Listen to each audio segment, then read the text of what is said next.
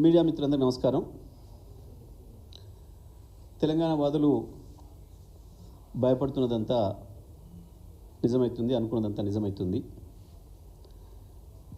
తెలంగాణ హక్కులు ఒక్కటొక్కటి దారదత్తం చేసుకుంటూ వస్తుంది కాంగ్రెస్ ప్రభుత్వం గత సంవత్సరాల కాలంగా. ప్రత్యేకించి ఏ నీళ్ళైతే మనకు జీవనాధారమో, ఏ నీళ్ళనే కేంద్రంగా చేసి కేసీఆర్ గారు 14 సంవత్సరాలు కొట్లాడి తెలంగాణ తెచ్చిండో, ఇవాళ మళ్ళీ అదే నీళ్ళనిచ్చే నదులు మనవి కాకుండా పోయే ప్రమాదం వచ్చింది. ముఖ్యమంత్రి నిన్నటి ఢిల్లీ సమావేశంలో గోదావరిని ఆంధ్రకు దారదత్తం చేసి వచ్చిండు. నేనేదో చేస్తున్న రాజకీయ ఆరోపణ కాదు. నిన్నటి వాళ్ళ సమావేశ తీరు, మొన్న సాయంత్రం మేము ముఖ్యమంత్రి ఆఫీస్ నుండి మేము పోవడం లేదు అని చెప్పి లీకులు ఇచ్చిండు, మీకే పంపినారు. అందులో బంకచర్ల ఉంటే అసలే పోమని మళ్ళీ లీకులు పంపినారు. కానీ రాత్రి వచ్చిన ఒక్క ఫోన్ కాల్కు గజగజ వణుక్కుంటూ రేవంత్ రెడ్డి ఢిల్లీ కొరికాడు. ఒకే ఒక్క ఫోన్ కాల్తో చెప్ప పెట్టకుండా ఢిల్లీకి ప్రయాణమైంది. ఉండాల్సిన అధికారిక భవనంలో ఉండకుండా, తెలంగాణ భవనంలో ఉండకుండా ఒక హోటల్లో ఉన్నదే కేవలం రహస్య సమావేశాల కొరకు, వచ్చిపోయే వ్యక్తుల సమాచారం తెలియకుండా ఉండడం కొరకు. అసలు సమావేశాలు, రహస్య సమావేశాలు రాత్రి వేళలో జరిగిపోతున్నాయి. అక్కడ మాత్రం చాలా స్నేహపూర్వక సమావేశాలు జరుగుతున్నాయి.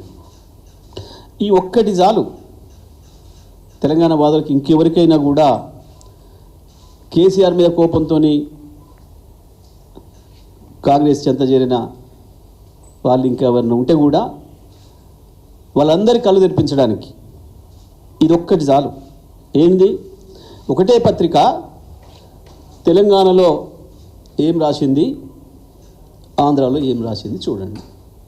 ఒకటి తెలంగాణ ఎడిషన్, ఒకటి ఆంధ్ర ఎడిషన్. ఒక సమావేశం జరిగి రెండు రాష్ట్రాల మధ్యన, రెండు ముఖ్యమంత్రుల మధ్యన, రెండు రాష్ట్రాల అధికారుల మధ్యన సమావేశం జరిగితే ఎవరు చెప్పినా ఒకే తీరుగా ఉండాలి కదా. చెప్పింది నిజమే అయితే, జరిగింది వాస్తవంగా చెప్పితే ఒకే తీరుగా ఉండాలి కదా.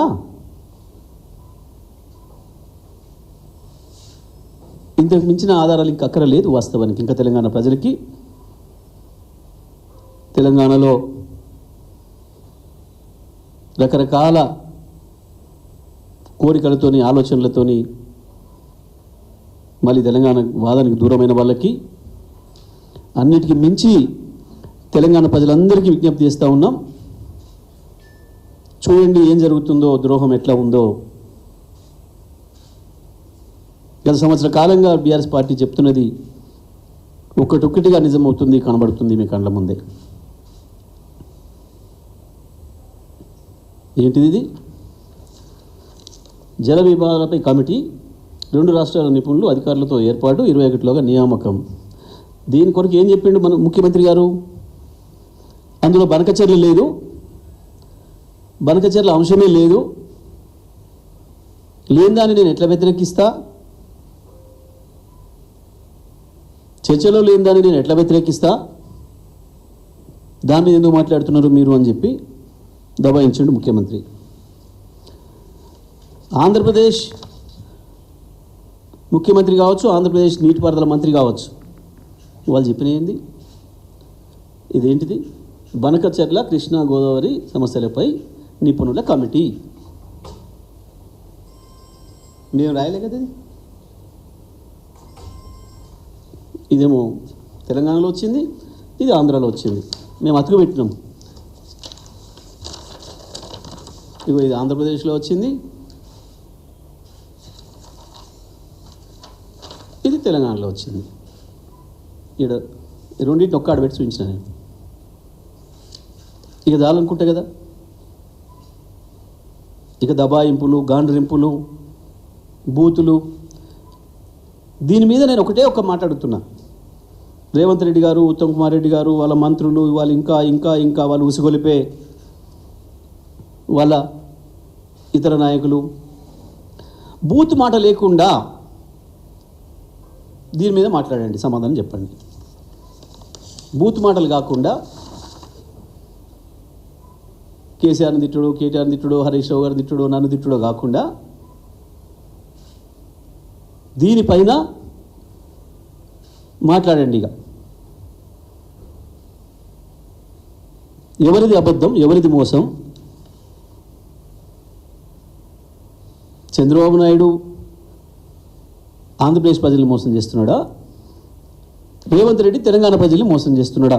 ఏదో ఒకటైతే తేలాలి ఈ వార్తతో.